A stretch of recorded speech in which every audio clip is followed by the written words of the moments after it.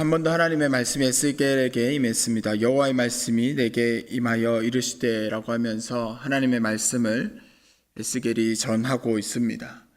그 계시는 거짓 선지자들에 대한 경고였습니다.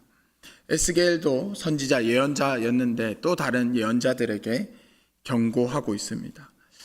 이때 당시에 하나님의 말씀을 직접 받아서 전하는 예언자도 있었고요.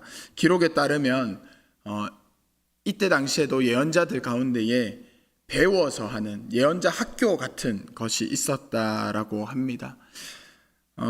우리 교회에서는 전혀 관계없는 이야기이지만 세상 속에 있는 무당들도 진짜 신을 받아서 하는, 물론 거짓된 신이겠죠. 그 신을 받아서 하는 무당도 있고 배워서 하는 학습 무당도 있다라고 합니다. 어쨌든 거짓된 예언을 하던 자들에게 경고하고 있습니다. 그들은 자기 마음대로 예언하는 자라고 기록하고 있습니다. 예언이라는 것은 하나님의 말씀을 받아서 대신 전해주는 것입니다. 더하지도 않고 덜어내지도 않고 있는 그대로 전하는 것이 예언입니다. 그런데 이들은 하나님의 말씀을 보지도 않고 자신들의 심령대로, 자신들의 마음대로 전했다라고 하며 어리석은 자들이다라고 이야기를 합니다. 우리가 뉴스나 언론 보도를 볼 때에도 경계해야 하는 것이 가짜 뉴스들입니다. 정확한 사실을 체크하지 않고 때로는 오히려 자신들에게 유리한 모습으로 편집하고 왜곡해서 전하는 것들이 있을 때가 있습니다. 그러한 것들이 들려질 때에 어떤 영향력이 있을지, 그것을 듣는 사람들에게 어떠한 또 삶의 변화가 있을지는 고려하지 않고 자신들에게 이익이 되는 것들, 자신들이 그것을 통해서 얻을 것들에게만 집중하기 때문에 이런 현상이 나타납니다. 그런 거짓 예언자들을 향해서 하나님 오늘 여우 같은 자들이라고 이야기를 합니다. 이들은 위기의 때에 백성들을 위해서 한 것이 아무것도 없습니다. 무너진 터 위에 올라가지도 않았고 성벽 재건에 동참하지도 않았습니다. 예언자는 하나님의 말씀을 전하는 것만이 아니라 그 말씀을 함께 동참하면서 하나님의 말씀을 따라 살아야 했던 자들입니다. 그런데 그들은 전혀 그런 영적인 책임을 다하지 않고 공동체가 무너져도, 공동체 가운데 하나님의 심판이 임해도 전혀 요동하지 않고 오히려 자신들의 이익을 위해서만 예언했습니다. 민족을 사랑하는 마음이 전혀 없었습니다. 자신들의 이익을 위한 것만을 고집했던 자들입니다. 이스라엘 백성에게는 전혀 관심 가지지 않고 본인들의 삶에만 관심을 가졌습니다. 그러면서 오히려 이들은 뻔뻔하게 여호와께서 말씀하셨다, 이것은 하나님의 말씀이다 라고 하면서 대언을 하고 있는 거죠. 거짓된 점괘를 보면서 사람들에게 인기를 얻을 만한 것들, 이런 얘기하면 사람들이 나를 좋아하겠지, 이런 이야기를 사람들이 좋아하겠지 라는 것들만 전했다라는 겁니다. 여러분, 정말 용한 무당이 어떤 무당인지 아십니까? 우리가 듣고 싶은 얘기해주는 무당이 용한 무당입니다. 사람들의 심리를 교묘하게 이용하는 거죠. 사람들은 사실 본인 마음 안에 결론을 지어 놓습니다. 이런 얘기를 듣고 싶어 합니다. 그런 얘기를 해주는 사람을 좋아합니다. 그리고 나서 나중에 혹여나 그 점괘가 틀리면 그런 사람들은 역시 무당은 가짜야 라고 하지 않습니다. 그 무당의 말은 옳았는데 그때부터 이제 삶을 되돌아보는 거죠. 혹시 이 일이 아니었을까? 혹시 이 사람이 귀인이 아니었을까? 내가 뭘 놓쳤을까?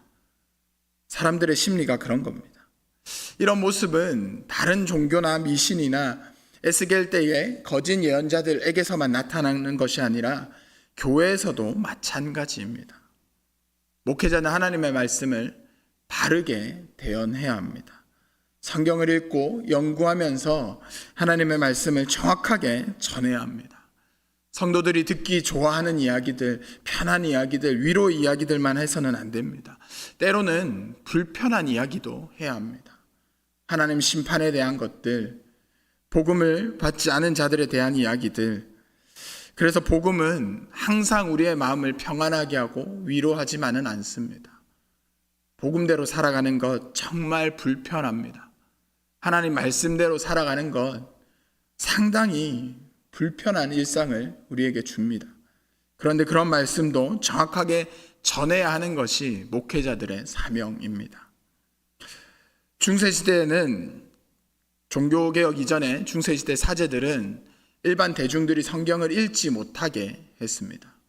그때 당시에도 이미 사용하지 않던 언어인 라틴어로 모든 미사를 진행했고 성경을 읽었습니다. 말씀에 대한 접근 자체를 아예 막아버린 거죠. 그러면서 교회에 돈이 되는 것들, 자신들의 삶에 이익이 되는 말씀만 선포했습니다. 그렇게 교회는 타락했습니다. 그런 모습에 대해서 하나님 오늘 7절 8절에서 이렇게 말씀하십니다. 너희가 말하기를 여호와의 말씀이라 하여도 내가 말한 것이 아닌즉 어찌 허탄한 묵시를 보며 거짓된 점괘를 말한 것 아니냐. 그러므로 주 여호와께서 이같이 말씀하셨느니라. 너희가 허탄한 것을 말하며 거짓된 것을 보았은즉 내가 너희를 치리라. 주 여호와의 말씀이니라. 허탄한 것, 거짓된 것을 말할 때에 하나님께서 치시겠다, 심판하시겠다라고 이야기를 합니다. 그 심판은 9절에 나옵니다. 그런 자들은 공의에 들어가지 못합니다. 이스라엘 족속의 그 호적에서 완전히 제외돼 버립니다. 이스라엘 땅에도 들어가지 못하게 됩니다. 공동체에서 완전히 버림받는 것입니다. 거짓 예언자들은 그렇게 된다는 거죠. 당시에 잘못된 지도자들이 하나님께 완전히 버림받게 된다는 겁니다. 이 말씀은 지금도 유효합니다. 하나님의 말씀을 바르게 대언하지 않는 자들, 이단이라고 하죠. 그들은 하나님의 심판을 받게 될 겁니다. 하나님 나라에서 완전히 버림받게 될 겁니다. 목회자가 더 열심히 준비해야 합니다. 더 깨어 있어야 합니다. 그런데 성도들도 마찬가지입니다. 함께 예배하는 교회 구성원들 모두도 마찬가지입니다. 제가 사역하다 보니까 그런 성도님들을 본 적이 있습니다. 본인이 좋아하는 부분의 성경만 유독 열심히 읽는 분이 계셨습니다. 성경 전체를 일독을 하지는 않으셨는데요. 그분은 그 부분의 성경은 정 100독 이상 하신 분이셨습니다.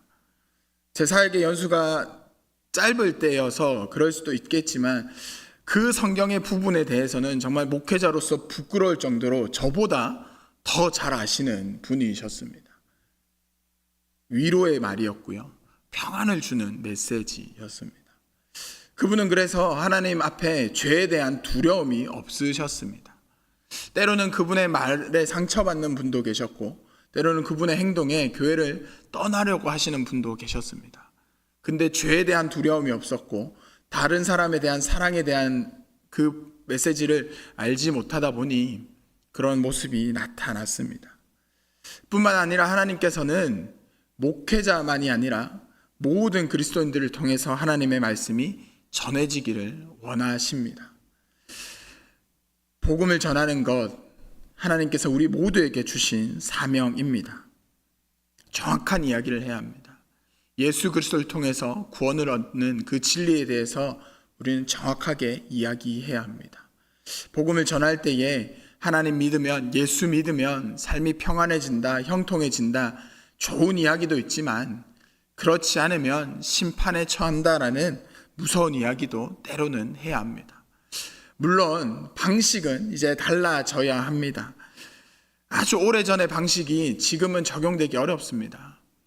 제 머릿속에 아직도 강력하게 남아있는 질문이 있습니다.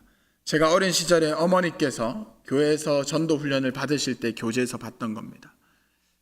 아마 기억하실 겁니다. 한국교회에 매우 큰 흐름을 가져왔던 전도 폭발이라는 전도 프로그램이 있었습니다. 첫 질문 기억나십니까? 당신은 오늘 밤 죽어도 천국에 갈 확신이 있으십니까? 지금은 이런 질문이 매우 불편한 시대입니다. 방법은 바뀌어야 될 겁니다. 모양은 바뀌어야 될 겁니다. 하지만 진리는 바뀌어서는 안 됩니다. 우리가 복음을 전할 때에, 하나님의 말씀을 전할 때에 그 형식은 달라져야 하겠지만 그 내용은, 진리는 정확해야 합니다. 복음을 전하는 것뿐만 아니라 우리가 살아가는 신앙생활 역시 마찬가지입니다. 예전의 모습과 많이 달라졌습니다. 예배 자리도 많이 사라졌고요. 기도의 자리도 많이 사라졌고요. 헌신을 요구하는 것, 또 헌신의 자리도 많이 사라졌습니다. 바빠져가는 현대인들의 삶의 방식 때문에 그런 것들이 많이 달라졌습니다. 하지만 본질은 정확하게 붙들어야 합니다. 그래서 저는 많은 예배 자리가 사라졌지만, 모이는 시간들이 많이 사라졌지만, 모일 때에 더 집중적으로 더 깊게 하나님의 말씀을 나눠야 하지 않을까 생각합니다. 한국교회 성도들이 계속 줄어들어서 걱정이다라고 이야기를 합니다. 저는 그래서 좀 더 그 위기가 더 좋은 기회로 느껴집니다. 수업을 들을 때에 학원에 수많은 수강생들을 앉혀놓고 하는 그 수업, 그게 비쌀까요? 아니면 1:1 과외가 비쌀까요? 소수와 함께 하는 게 훨씬 비쌉니다. 훨씬 더 좋은 이야기를 더 깊게 나눌 수 있기 때문입니다. 사람들이 모이지 않는다면 더 많이 교제할 수 있고 하나님의 말씀을 더 깊게, 더 많이 나눌 수 있는 겁니다. 그러기 위해서 우리가 잘 준비되어야 하겠죠. 그러기 위해서는 우리가 먼저 말씀을 더 정확하게 보아야 합니다. 하나님의 말씀을 읽을 때에 우리가 같이 고민하면서 읽었으면 좋겠습니다. 하나님의 말씀을, 또 그 복음을 살아낼 때에 하나님께서 우리에게 주신 말씀이 무엇인지, 나의 마음의 평안, 또 내가 생각하는 대로가 아니라 하나님께서 의도하신 대로, 주님께서 우리에게 주신 대로 말씀을 읽으며 그 말씀을 하나님께서 기뻐하시는 방법대로 살아내는 우리가 되었으면 좋겠습니다. 그렇게 오늘 하루도 하나님의 말씀대로, 주님께서 기뻐하시는 모습대로 살아가는 우리의 모습이 되기를 축복합니다.